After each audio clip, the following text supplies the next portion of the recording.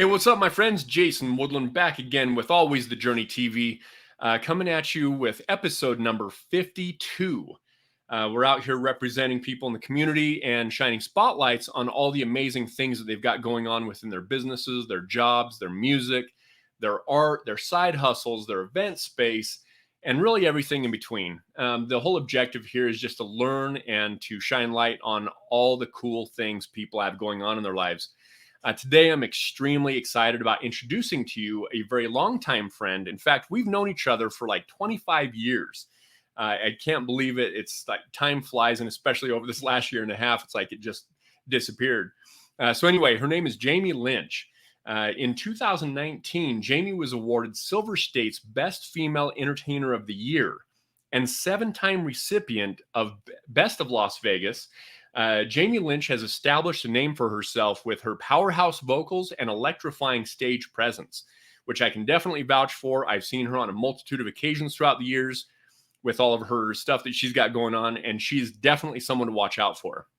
She has headlined and performed in numerous shows in Las Vegas, including PUSSYCAT Dolls, PEEPSHOW, Fantasy, Vegas the Show, Electric Candy, Sirens of Ti, Tony and Tina's Wedding, just to name a few. Film and TV credits include CBS Live from Las Vegas, New Year's Eve 2020, which was awesome. We got to see that live. Fox's X Factor, E! Entertainment, Guilty Pleasures, HBO The Buzz, What Happens in Vegas, and 3,000 Miles to Graceland. She has been featured artist on songs for American Idol, Pretty Little Liars, Roxy Summer Jam, and a featured national anthem vocalist for the LA Kings, LA Galaxy, FEI World Cup, and Red Bull Air Races.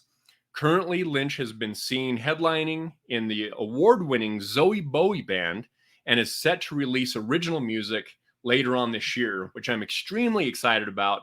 I know she's been really working hard on this stuff, and I'm really excited about introducing to you to my dear friend, Jaime Lynch. What is happening, Jaime? Hi. Wow. Thank you for that intro. That was awesome. Absolutely. You're welcome. It's such a pleasure to have you on the show. And it was really fun to be able to see you just 2.5 months ago in Las Vegas watching your show. Oh my gosh. Was that 2.5 months already? Actually, where did the time go? I don't even know. Yeah, it was in June. So yeah. Can you believe it? No, I honestly can't believe that. But I'm so honored to be here. Thank you so much for having me on here. You're very, very welcome. Yeah, in fact, when we saw you perform that day, I think it hit 117 degrees. And then we came down to your show and it was still about 100. I mean, it was a really cool evening. I think it got down to like 106. Very cool. Yes. You're not going to totally die. You might pass out a little bit, but you know. Gosh, I've got a lot of respect for it, not only for your talent, but being able to perform also in some of those types of weather. I mean, as a professional performer, I mean, you really have to be performing on the fly in any kind of situation and weather and all that fun stuff. Yeah, thank you. Well, where I'm performing most recently is I'm in a band called Zoe Bowie, as you mentioned. And so we perform down on Fremont Street on the main stage out there every weekend. And yes, like the heat out there gets insane. As you know, if anyone's been to Vegas, it gets, like you said, 117 out there. So at night, we're looking at 100 degree weather, and it can get intense. I mean, for sure, you're just head to toe, drenched in sweat. It's not as glamorous as it seems. And, we're back there downing water, and just like there's a freezer, fridge backstage in our green room. And there's at times where I'm literally like opening the freezer door and trying to stick my hand in there on our breaks. It gets that crazy, but it's so much fun out there, and you kind of just forget about the heat and you just go with the flow, and the crowd's amazing. And so, yes, even though the heat is crazy, it's still so much fun out there. Oh, without a doubt. And the thing is, I mean, you guys are so talented that, I mean, you guys bring, I mean, it's not just, I could tell, I mean, I was reading the crowd. You can tell that people are there to see you guys. Oh, thank you. Absolutely. I mean, it's amazing. And you guys' energy is so next level. Like I felt like I wanted to start a pit, I mean, it was just like back in the old school days, I think you would have. I would have back in the day for sure. But you know, it's Fremont, so sometimes things happen down. I mean, you never know what you're going to see down there, which is really part of the fun for me because I'm entertained by the crowd most of the time. Oh, I could only imagine. And you get to see everybody like at a bird's eye view. So that's especially fun. Yeah, it's pretty cool actually. It's one of my favorite venues. I mean, mostly I've been performing in showrooms over the years. So, you know, it's a showroom and there's theater seating or booths or whatever, but this is a whole different experience being outside. It's just a concert venue basically. So people are standing and it's free to the public. And so it's a lot of everyone and everything. And it's a fun. That's awesome. Now, am I inappropriate by calling him Mr. Bowie? I think he'd like that. All right. Well, you know, I had the pleasure of you introducing us to Mr. Bowie that evening, and he seems like just such a bright, positive guy. You know, he just seems like just such an awesome person to be doing this work. He absolutely is. What you see is what you get. His name is actually Chris Phillips, and he started the Zoe Bowie band years ago. But yeah, he is honestly and truly one of the greatest people, you know, most friendly, and just as far as a boss could go, you know, he's just like the best person and such a dear friend. And I feel very blessed to be able to share the stage with him because he's such a legend, you know, in Vegas in his own right. And he's such a great entertainer. And I have learned so much from sharing the stage with Chris. Gosh, that is amazing. Well, and you guys play off of each other so extremely well. I mean, it's just amazing. Thank you. Well, we love what we do. Truly. That helps. We love performing out there. That is awesome. So Jaime, of course, I've known you for 2.5 decades. It sounds especially freaky when I say 2.5 decades, right? Yeah. How old are we? Well, I just turned like 31, so right. Exactly. So I want to learn, and I know that there's going to be a lot of people that are going to appreciate really wanting to understand your history. So I mean, you are a prize performer. You're well trained in dance and singing, and I mean, acting, I guess is the better way to say. I want to learn, like, what was the original inspiration that got you involved in wanting to be part of this entire scene, all to begin with? Yeah. So it's well, I think maybe you'll find it interesting, but you know, I grew up in Salt Lake City, Utah, as you know, and I grew up dancing and acting mainly. I didn't really sing. I did a little bit of singing, like in theater and stuff like that, but it never was on my radar because I don't know why. I was just so focused on dance and acting at the time. So I definitely grew up doing all of that.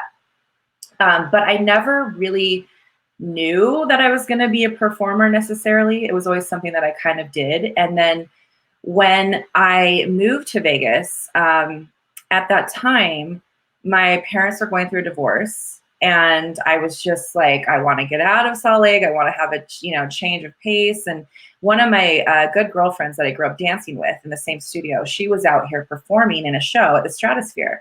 And she was dancing in a show. And so she was like, come on down and, audition. And so my mom brought me down and I auditioned for a few different shows here and got into the Stratosphere show with my friend.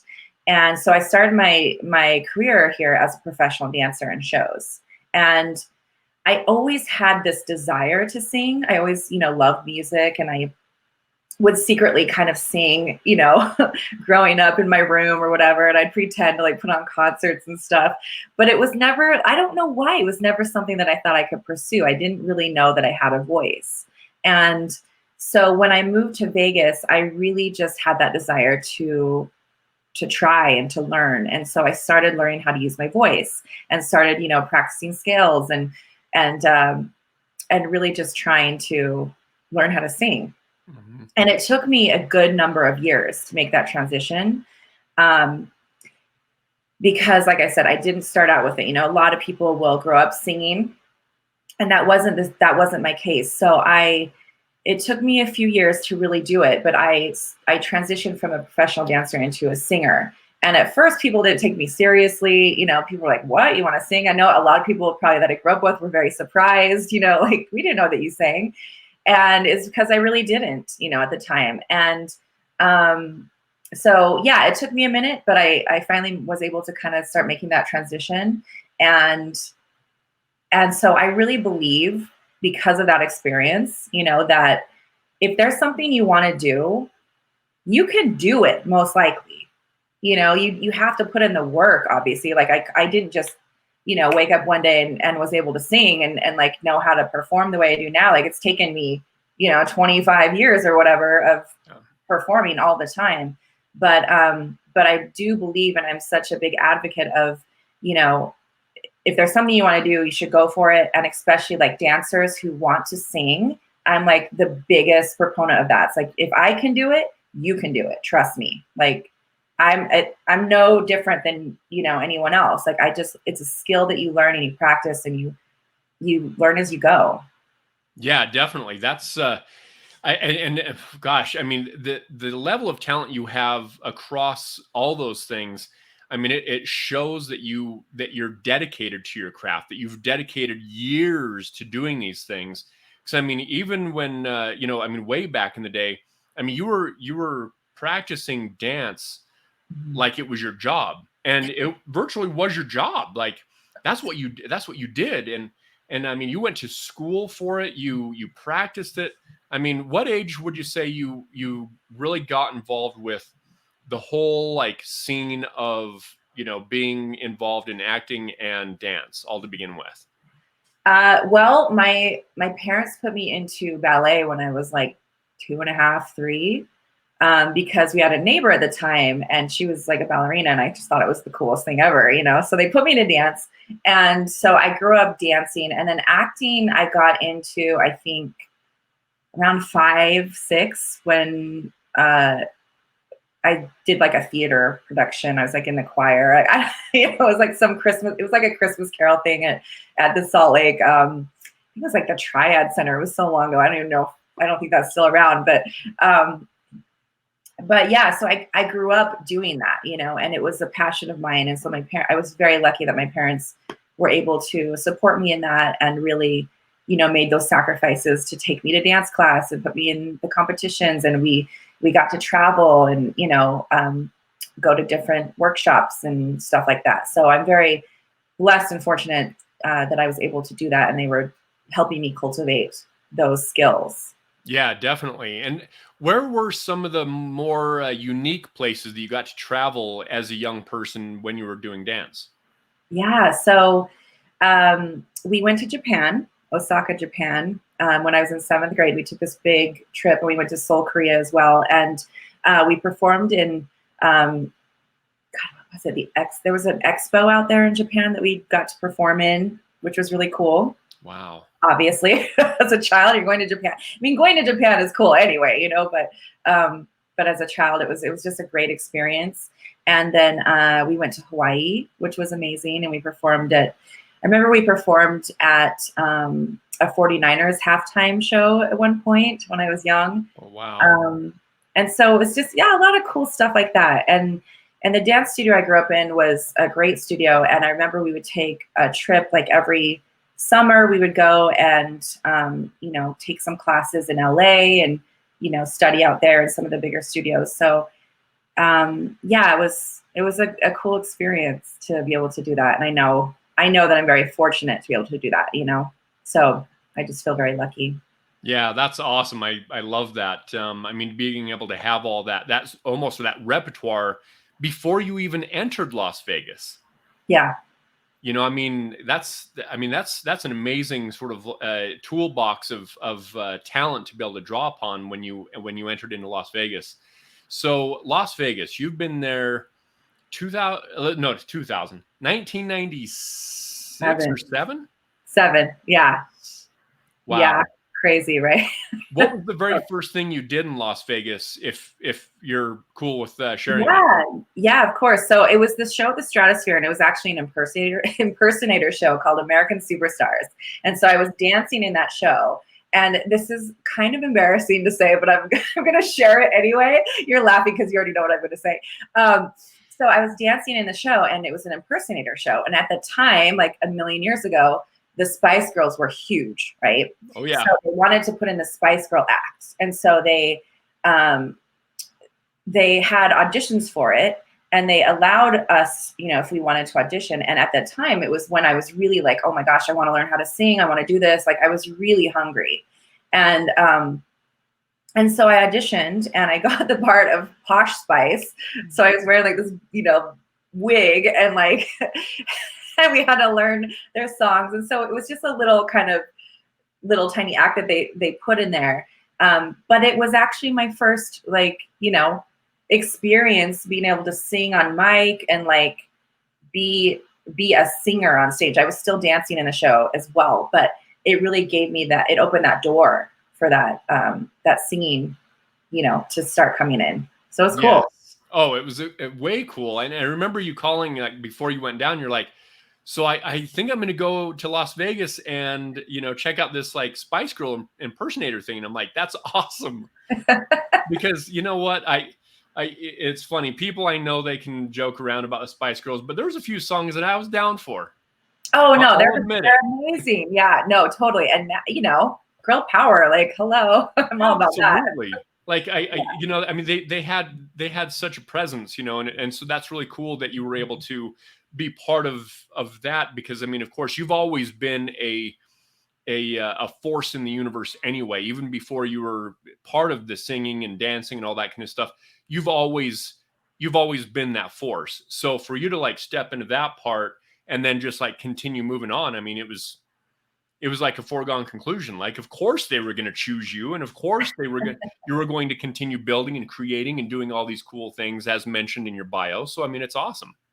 Thank you, Jason. I appreciate that. Yeah, without a doubt. So tell us a little bit about that transition a little bit more. So first of all, how, like, the lessons you learned dancing in all these cool, unique shows in Las Vegas, what was that like?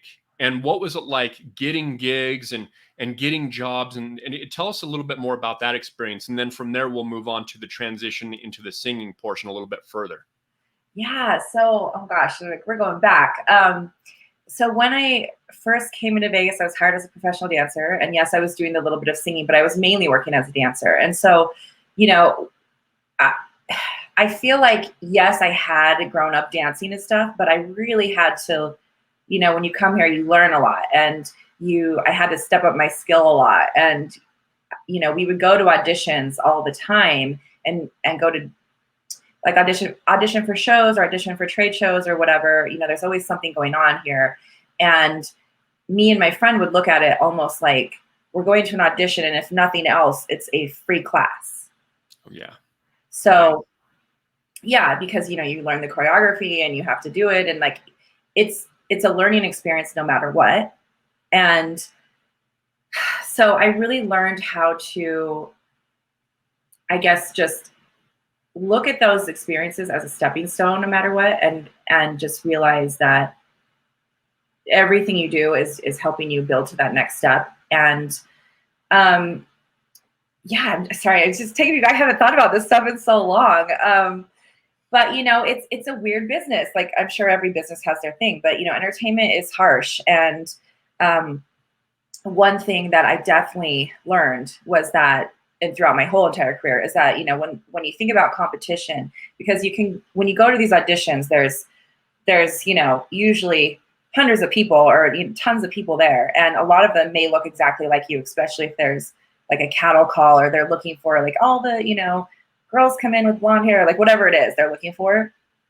And so I found that people can get very caught up in that competition aspect of it, or like get very threatened by, oh, this girl next to me or whatever. And it's like, I learned very quickly, and I'm so grateful that I did, that is totally missing the point, because there is no competition actually, because everybody has such a unique thing that they're bringing. Even if we all look the same, pretty much, like, we're not going to have the same style, the same timbre, the same tone of voice, the same, you know, whatever it is. Like, everyone is so unique in their own way.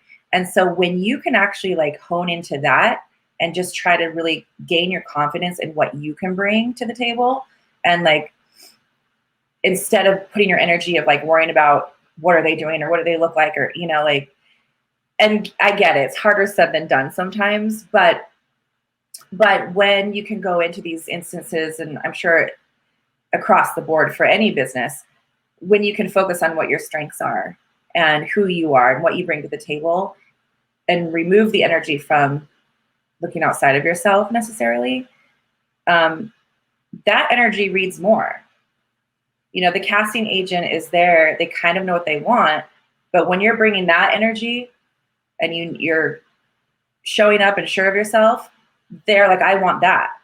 You know, exactly. That reads so much better than the energy of, oh my gosh, like you know. And even saying this now, I'm laughing at myself because I definitely have my moments, you know, where I get insecure. I'm not always sure about myself, but I will stand by that. Like if you're a performer or whatever, and you're going into these auditions and these situations, just hone in on what you do and be confident in that and what you bring to the table and what makes you unique. I love that. You hit the nail on the head completely. I've said that to business colleagues before. You know, I mean, I don't look at anybody out there really as competition per se, because a lot of the time when people are buying said product or service or entertainment or whatever it is that they're doing, is they're buying the personality of that person. You know, they're buying the personality of the singer, the dancer, the, you know, the life insurance, you know, advisor, the car salesperson, you know, because you can buy entertainment, you can buy products and services anywhere, but you can't get that unique personality anywhere. Absolutely. So, yeah. So you hit the nail on the head. I love that. So of course, like, I know from a young age, you were really interested in getting involved in singing. Tell us a little bit more about, because I mean, of course you do both, but I mean, and you shine bright in both. Like, you're unbelievable. What did that process look like when you started really wanting to focus more on the singing? And tell us about some of the trials that you faced while doing so. Yeah. So you know, like I said, when I got to Vegas, I had that desire. I was hungry. I use that word because there's a hunger, a desire, a want. And I remember, it's so interesting how these evolutions happen in our life, because I remember at one point just wanting to sing so bad and getting out of the dance world. And it took me a minute. Like I said, you know, I worked as a professional dancer for a good number of years, and I did well, you know, but I always had that desire. So I was practicing at home. I was learning. I, you know, took some lessons from some people, like actually got some professional lessons, but mainly it's on you, you know. So I was at home practicing. Like gave myself the tools and the skills and everything, but then it was on me to really practice and learn and to put myself out there. And a lot of my first opportunities were because I was dancing in a show and then they needed like a little singing part or something. And so I would go for that. I'd always want to audition for that. And I used to be terrified to sing, absolutely terrified. Like, I remember I was dancing in this group, and they would feature, you know, each performer. And so they knew that I was getting more into singing. And so I had like a little singing part, and I was just, you know, on the side of the stage ready to go on. And I was just like shaking so bad. And that was normal. Like, I would just get so terrified, but I wanted it so badly that you just have to breathe and just get out of your own way. Basically, you have to literally like move through the fear, and because it doesn't go away, you can't just tell it to go away. You've got to move through it and let go and trust yourself. And so that was the thing. It's hard to explain, but you know, like anything else, you get better as you do it. You learn as you go. And so that's what I did. I just took one step at a time, one opportunity at a time. And I put myself out there, and I believed in myself when no one else did, because there was many people that, like I said, didn't know I could sing, or didn't know, you know, that like, oh, well, you're a dancer. What are you doing? Jamie the dancer? No. she's a singer now, you know, like they didn't take me seriously. I had to prove myself and pay a lot of dues. And eventually people started getting, you know, catching on. So I was able to make that transition, but it was definitely a lot of stepping stones, a lot of trial and error. And then my big first break of like, I'm the singer was Pussycat Dolls. Yeah. And that changed everything for me at that point. Definitely. Did you find that you were really nervous moving into that new realm where that sort of breakthrough really happened? Like, tell us a little bit about the thoughts and emotions and feelings you went through when you were like, oh my gosh, like all these pieces that I've like tried out for, and then all of a sudden this break has happened. Mm-hmm. Like, tell us about that experience. Yeah, so it was an interesting experience because like I said, the fear was always there. Like I was very scared, you know, when I started, and not only was I singing, I was the front person singing, but I was also having to MC, which was a whole new thing for me, you know, because had to get up and talk to the crowd and be able to handle it, you know, as the front person. And so, yeah, I was extremely nervous, and, you know, and I remember telling Robin Anton is the creator of the Pussycat Dolls. She's like, because she lives in LA, and so she called me, I think it was like my first week I went in, and she's like, how's it going? And I was like, yeah, it's going good, but I'm really nervous. You know, I'm really scared. And she's like, it's okay to be scared. It's okay to be nervous, but just don't show anyone. And like, I mean, that seems obvious to say, but at the time, like looking back, I was like, that was kind of really good advice, because it's almost like fake it till you make it type of thing. Right. You know, you just hone in on that belief in yourself, and you go for it, and you make mistakes and you learn. And with, you know, as a performer, the crowd is reading off your energy. Yep. It's definitely like a huge give and take. So if I'm up there like, oh God, I'm unsure, you know, like they're going to read that and they're going to know that. So it's better in that case to just pretend that you're like as confident as can be. And then, you know, eventually you get there. Yeah. But even now, after this many years, I still get nervous. I still get scared. And when I do that, I feel myself and I just breathe and I get myself out of my head and just trust. You know, I just let myself trust myself on stage. I love that. And, you know, that's something that I think a lot of people need to learn more, you know, because we're, as a society, you know, we're always talking about, oh yeah, learn how to trust others and all this kind of stuff. But it's like, most importantly, you need to learn how to trust yourself, because if you can't really trust yourself, like yourself, love yourself, these things, it's going to be almost impossible to then really put trust into others and love into others and those types of things. So it's, yeah, I mean, you've definitely, yeah, I mean, that's amazing. I love that. So do you have a particular, what was that? I said, I love that you said that, you know, with the self-love and the self-trust. I mean, because that's something that, I mean, honestly, I've struggled with too. I think all human beings have a level of that to some degree. And just because I'm sitting here saying, oh, I trust myself on stage, it's, you know, it's not like I've had that all figured out. You know, yeah, I mean, I've struggled with my own self-worth and self-doubt and self-trust as well. So I think it's a very human thing, you know? It is. And it's weird that it's still a human thing. You'd think that we would have figured this thing out after many years of evolution, you know? But I often say, you know, I love myself. In fact, I say it every day, but and it's not from a standpoint of pompousness. It's a standpoint of self-respect and dignity and knowing myself. And I think that's definitely something that you, as not only as a person, I know that who you are as a person is definitely like an embodiment of that. But as someone who's out in the public and being able to like read energies and stuff is so important to have that introspection. So then you can properly, you know, give that energy to the crowd as well. Would you say that that's like what your experience is? Gosh, you know, well, one, my experience of you is definitely that, because you're like always been so positive and such a, thank you.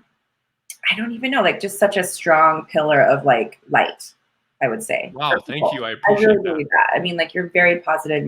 You always keep it real, you know, and I just know that like how many people respect you, and it's awesome. So I would say yes, that was my experience of you. My experience with the self-respect for me, you know, it's interesting that you say that because, like I said, I mean, I've had my struggles with it, and I think I don't know if it's the industry I'm in necessarily, or maybe it's just the way society is now with like, you know, social media and stuff like that. But um, there's so much pressure to like be a certain way or look a certain way or feel a certain way, even, you know, like, um, and so, yeah, I mean, I definitely had to navigate my ups and downs along the way, and I still do. You know, I think a lot of performers do actually. I think there's a lot of like light and darkness mixed in there, but you know, I don't even know how to answer this question. I mean, like, you know, it's there is something though when you get on stage and you're doing what you love and you see that there's that energy exchange with people and they're enjoying it. Like we're bringing joy to people, and that just fills our soul up. Like Chris and I, Zoe Bowie, we talk about this all the time. It's like we love what we do because we get to bring joy to people's life, which in turn like just fills us up so much. And so like that is just like what it's all about. I love that. That is, yeah, that's ultra amazing. Very, very interesting also about how to navigate that mental and emotional side of things. Because, yeah, I mean, first of all, nobody's perfect. Second of all, nobody has this thing figured out. Yeah. We're all a bunch of people hanging around on this rock flying through space together, trying to be, you know, trying to figure out exactly what the next steps are and how to navigate this experience. And the thing that is so, of course, important too about what you do as a living is, I mean, you're literally providing that connection and music. And of course, you know, you and I see eye to eye on music like crazy because it's like it's the language that holds us together as humanity. You know, it's the thing that breaks down walls. It's the thing that transcends politics. It's this thing that transcends, you know, I mean, everything. I mean, music is so unbelievably important, and so for you to be out there creating on a weekly basis, the language of humanity is one of the most important things you can do. Wow. Yes. I mean, I agree with that. It's so cool when you put it like that, you know? Um, I agree. I mean, it brings everyone together like you see on Fremont. I mean, it's everyone and all ages and every, you know, walk of life, and they just come together and they want to have fun. That's what it's all about, you know? And just, I think it's important too. And it's actually very sad when, you know, like arts funding gets cut, or, you know, I mean, I do understand with the pandemic, obviously why, you know, big spaces needed to be shut down, but at the same time, people really needed an outlet of music and connection and entertainment, you know, just to like get away from all of the stress of every day. And yeah, so I definitely feel very, very lucky, and I love what I do because Yeah, of that reason, you know. that's awesome. So, would you mind telling us a little bit about some of the things you're involved with on the coaching side of things? Is that something you'd like to talk about at all? Yeah, sure. So I gosh, I'm like, what should I say about this? No, but you know, really quickly, I'll just give you a little background. So speaking of navigating through the highs and lows of life and this business and stuff, I reached a point in my life around 2016 where I was going through a lot of personal stuff, and I had been I just felt like I was stagnating in my life, and there was a lot that I was moving through, and and so it really led me down the path of like self-healing and self-exploration even more. So that's always been a subject that I love. I've always been into that kind of stuff, but it really took me down, you know, the rabbit hole in that sense, because I needed my own healing to happen. And so so I actually ended up hiring some of my own coaches and just like doing a lot of my own inner work and moving through that period. And in doing that, I really kind of felt another love for this, like the self-help stuff and I really wanted to empower women, especially. That's very, very important to me. That's very important to me, even on stage. Like that is what I am focused on, honestly. And so I started offering some coaching as well, like life coaching, and I also do performance coaching. So performance coaching, I offer like actual like performance and stage and stuff like that. But a lot of it I incorporate is like the mindset work and the energy work, because that all goes hand in hand.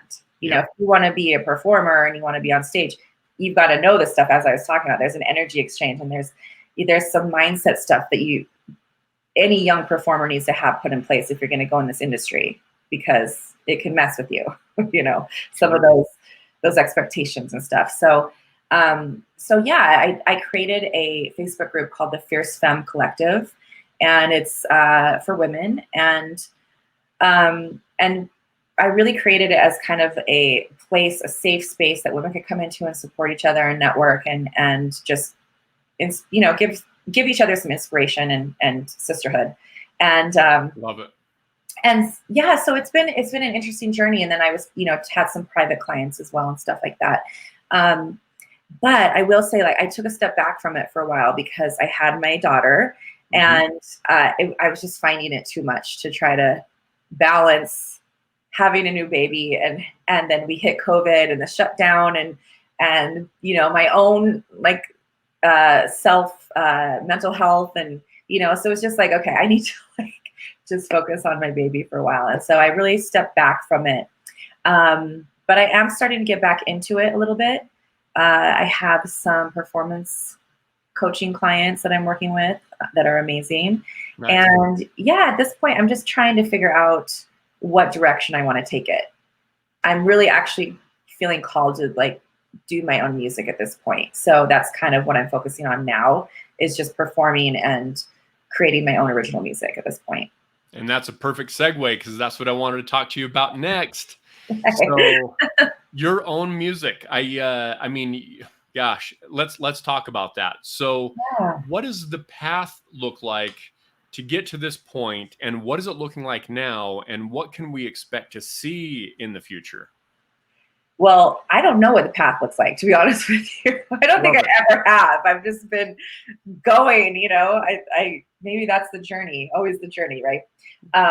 But for me, no, I've always, the ultimate dream for me is to be my own recording artist.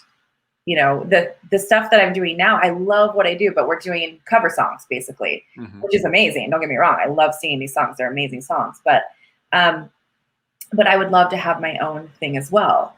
And so, yeah, so I've just started going back into the studio with a producer out here, and we're collabing. So we go in and we write together, and then we record. And previously I have done some recording. I was going to LA a few years back and writing and recording with some people out there. And then, yeah, like life happens, and I just kind of took that detour that I was just talking about with the coaching and everything, and doing my own healing. At that point in time, I had no interest in doing music anymore. Like I was really on a different path at that point. And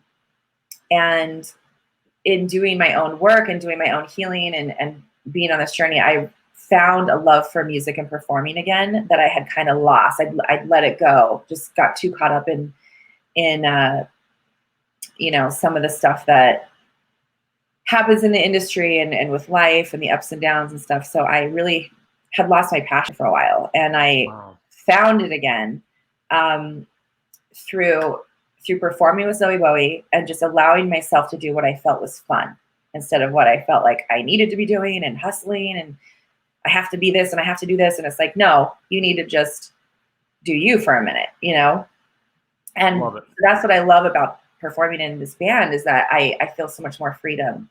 And yeah, which led me to now wanting to do my own music again.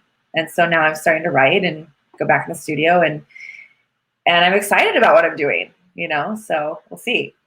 I love that. So when we talked about in the bio that you've got some stuff coming out possibly this year, is that correct? I mean, what is that going to look like? Is it going to be a CD, a record? Is it going to be downloads? Like what does this all look like? At this point, probably singles. Cool.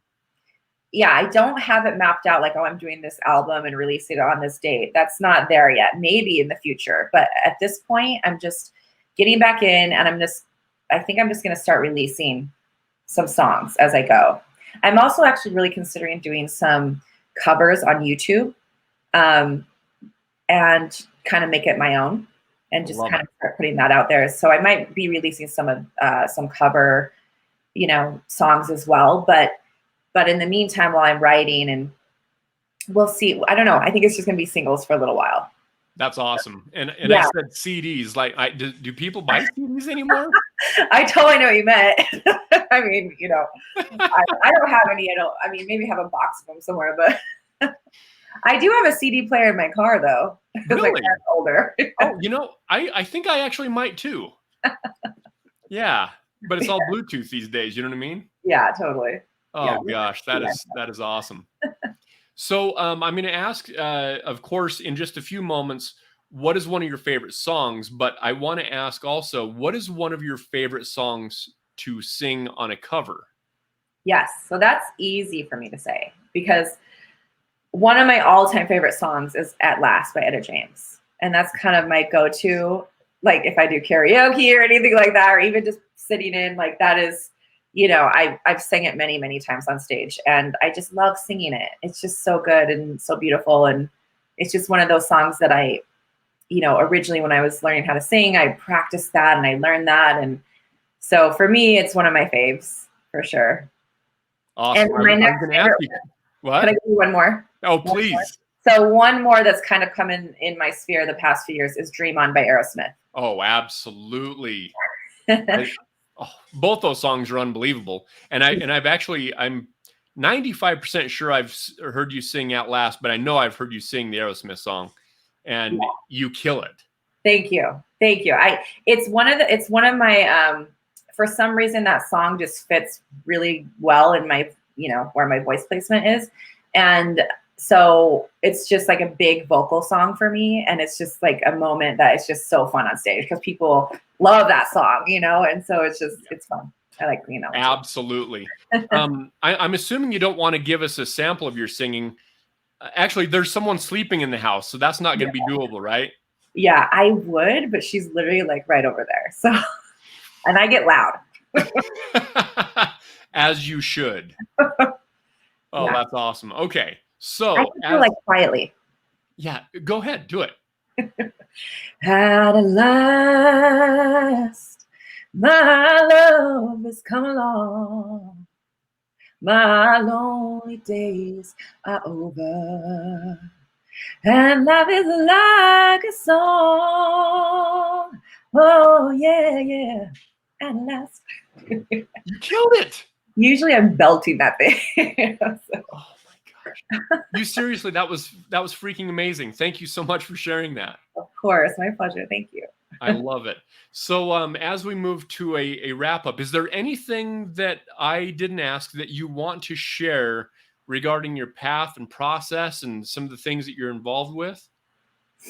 I think we've covered a lot, but I would just like to say, like, to everyone out there watching, listening, like, you know, and this is something that I, again, have really had to, I'm telling myself, let's put it that way. I'm telling myself as well.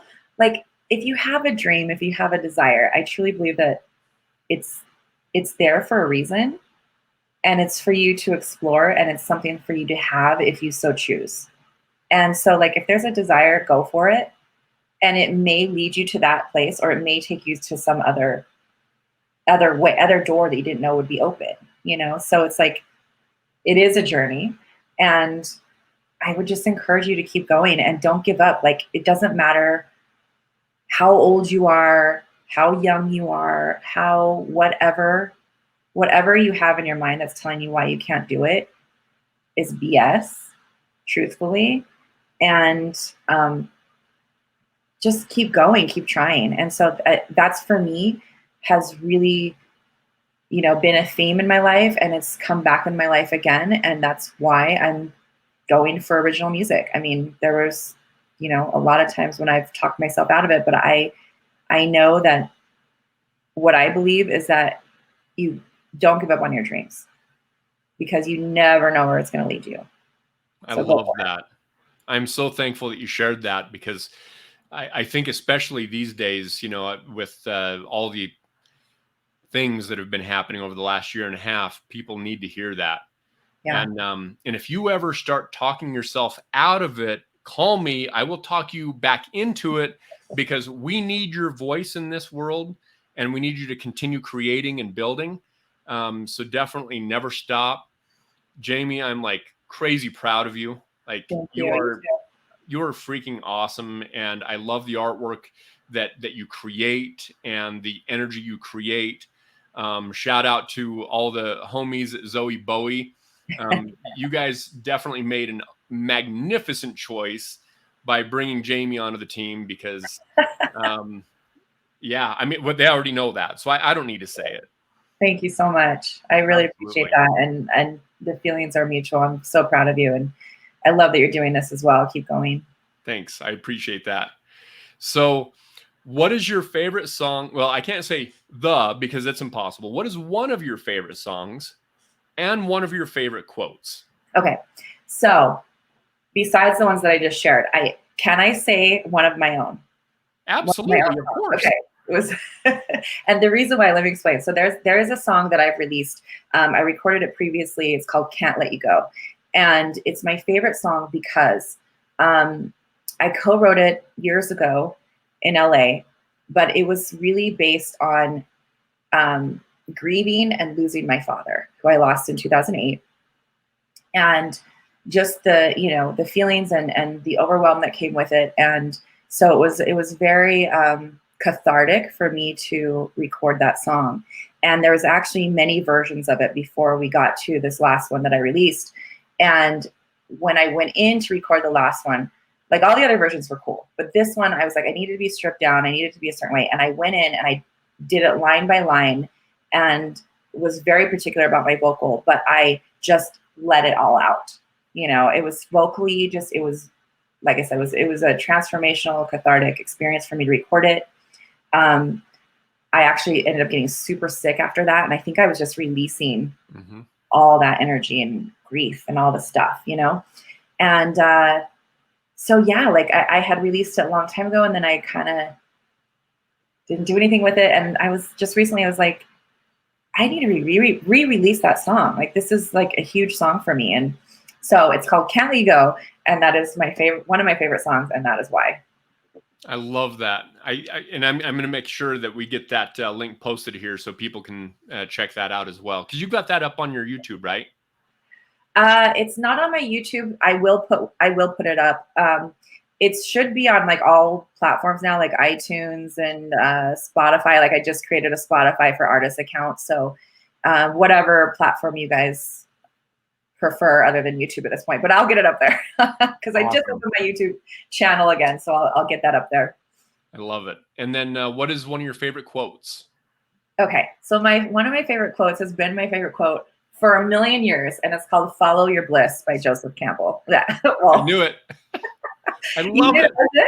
I mean, I've posted that, you know, everywhere for the past, I don't know, 30 years, but "Follow Your Bliss" by Joseph Campbell. And I think that it goes hand in hand with what we were talking about. I think you have to really lean into whatever those desires and passions, you know, whatever that call is to you, like lean into it, because I think that there's a pathway there, and it may not lead where you think it's going to lead, but it could just, like I said, open those other doors and lead you down somewhere that you never even expected. That's even better. So follow your bliss. I love it. This has been a sincere pleasure having you on the show today. And it's always great to connect and talk and share ideas. And yeah, thank you so much. Thank you. It was so fun. I'm so glad to be here. Thank you so much. Awesome. Well, I'm going to place you in the green room for just a few moments while I wrap up the show, if that's cool. Yes, absolutely. All right, cool. Well, thank you again so much. And it's been a real pleasure. You're awesome. You too. All right, cool. Just one moment here. There you go, ladies and gentlemen. Thank you so much for tuning in on episode number 52 of Always the Journey TV with Jaime Lynch. I know that you got a ton of value out of that. And if so, throw us a thumbs up and or subscribe to the channel wherever the button is. I don't have a button. Anyway, we like to have a good time here. Thank you so much for spending your time today and joining us. And I've got a cool outro that I'm going to try again. Yeah, I tried it and mixed it up, and I'm going to throw it up again. So anyway, peace out. Much love, y'all. Have a great week.